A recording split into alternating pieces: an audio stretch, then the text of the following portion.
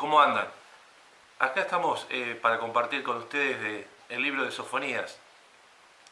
Sofonías era un profeta que la palabra de Dios dice que significa el nombre de Sofonías defendido de Dios. Y encontramos en Sofonías tres doctrinas importantes, tres mensajes importantes que son de juicio y de ánimo. Y ellas son que Dios es soberano sobre todas las naciones, los malos serán castigados y los justos serán recompensados en el día del juicio, y Dios bendice a aquellos que se arrepienten y confían en Él. También quiero leerles tres pasajes que son claves en este libro, que están en capítulo 1, 18, dice: ni su plata ni su oro podrán librarlos en el día de la ira de Jehová, pues toda la tierra será consumida con el fuego de su celo, porque ciertamente destrucción apresurada hará todos los habitantes de la tierra.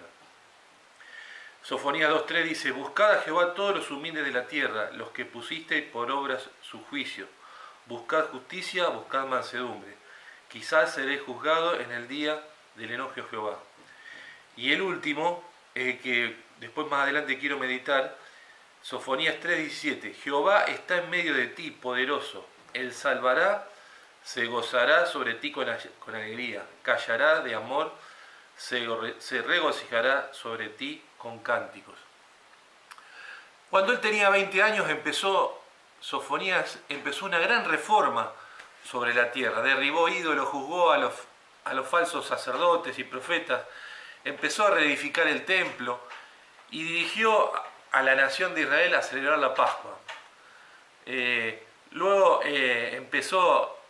pero vimos que las apariencias, en ese tiempo había apariencias de un interés de cambiar, había apariencias de intereses religiosos, de consagración. Pero Sofonías veía más adentro, vio los corazones de esa persona, veía que ese celo religioso, que esas apariencias era algo superficial.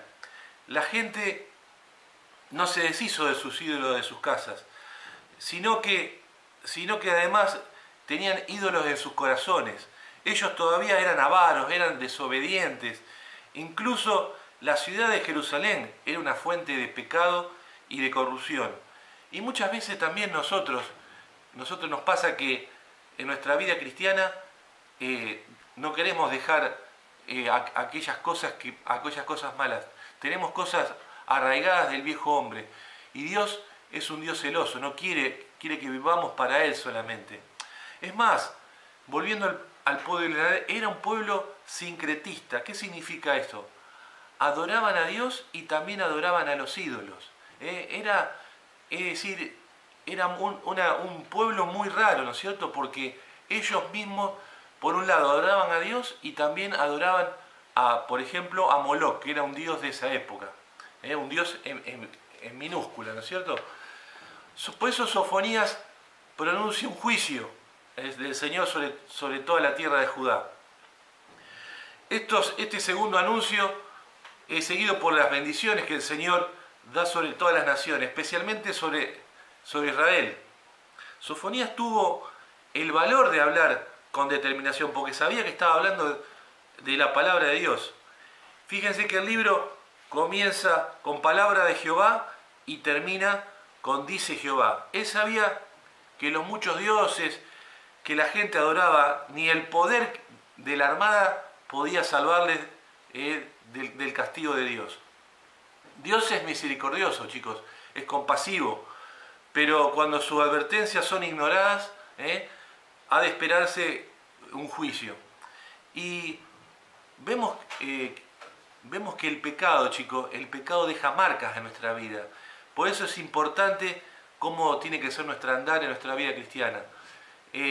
Cada pecado que uno haga en nuestra vida, eso deja marcas, que muchas veces esas marcas son terribles y tenemos que llevarlo toda nuestra vida. Por eso es importante nuestro andar, no apartarnos del camino del Señor, ser fiel al Señor, ser fiel a Él, ser fiel todos los días, ¿no es cierto? Y seguir lo que el Señor nos pide. Ya ustedes desde tan jóvenes tienen la posibilidad de aprender de la palabra de Dios, podamos seguir siendo fieles al Señor hasta que Él nos llame o nos venga a buscar, ¿no es cierto? Pero volviendo a Sofonías, vemos que el día del Señor es mencionado frecuentemente en la Escritura. Los profetas lo llaman el día del Señor. Ellos se refieren a varios eventos, tales como la caída de Jerusalén, como a las manifestaciones de Dios, del Señor, cada una de las cuales apunta al último día del Señor. Gran parte de estas bendiciones finales sobre Israel son anunciadas en el capítulo 3, que aún están por cumplirse y que nos lleva a concluir que son profecías que se van a guardar para la segunda venida de Cristo, que se lleve a cabo, ¿no es cierto? Es decir, todavía faltan cumplirse. Por eso nosotros tenemos el privilegio que el Señor Jesucristo ha quitado el castigo de nuestro pecado. Cristo llevó nuestro pecado en la cruz. Él vino a morir por los pecados de cada uno de nosotros. Dice Juan 3:16, porque de tal manera amó Dios al mundo que ha dado a su Hijo unigénito, para que todo aquel que en Él cree no se pierda, mas tenga vida eterna. Y dice Isaías 53:7, dice, como cordero fue llevado al matadero, y como oveja delante de sus trasquiladores enmudeció y no abrió su boca. Y yo me quiero detener en este versículo de Sofonías, que se compara cuando dice enmudeció y no abrió su boca. Dice, Jehová está en medio de ti poderoso, Él salvará, se gozará sobre ti con alegría, callará de amor.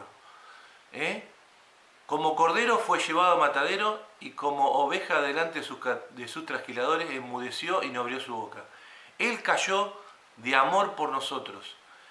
Él en la cruz no habló, cayó de amor por nosotros, porque en esa cruz llevó el pecado de cada uno de nosotros, llevó el pecado de Oscar, el pecado de cada uno de nosotros en la cruz del Calvario. Nosotros le costamos un precio muy alto al Señor Jesús en esa cruz. Por eso es importante que nosotros podamos valorar el precio que el Señor Jesucristo pagó en la cruz por nosotros, y de esa manera, al valorar el precio que pagó nuestro amado Salvador en la cruz, podamos vivir vidas que le honren y que le glorifiquen a Él, que podamos ser hijos e hijas de Dios, que podamos glorificarle en todo momento, podamos ser de testimonio.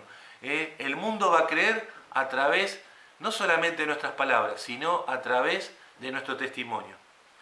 Y volviendo a Sofonías, vemos que la promesa de paz y seguridad para Israel va a ser cumplida cuando Cristo regrese a juzgar y a redimir al mundo para Él mismo. Así como ascendió Él al cielo, un día va a regresar. Él regresará y va a establecer una nueva Jerusalén en la tierra. En ese tiempo todas las promesas de Dios para Israel van a ser cumplidas. Vemos que este profeta del siglo 7 a.C. podía pararse en los púlpitos de hoy, ¿no es cierto? Y predicarnos el mismo mensaje de juicio sobre maldad y sobre esperanza para quien es fiel, ¿no es cierto? Nadie va a escapar del juicio de Dios, nadie va a escapar. Todos aquellos los que un día rechazaron la obra de Cristo en la cruz y se han ido de este mundo y murieron, van a ser condenados. Pero nosotros, chicos, los que hemos sido salvos por Jesucristo, no tendremos que atravesar todos esos juicios, todas esas tribulaciones, esa terrible condenación que va a sufrir la humanidad, porque nosotros tenemos a Cristo.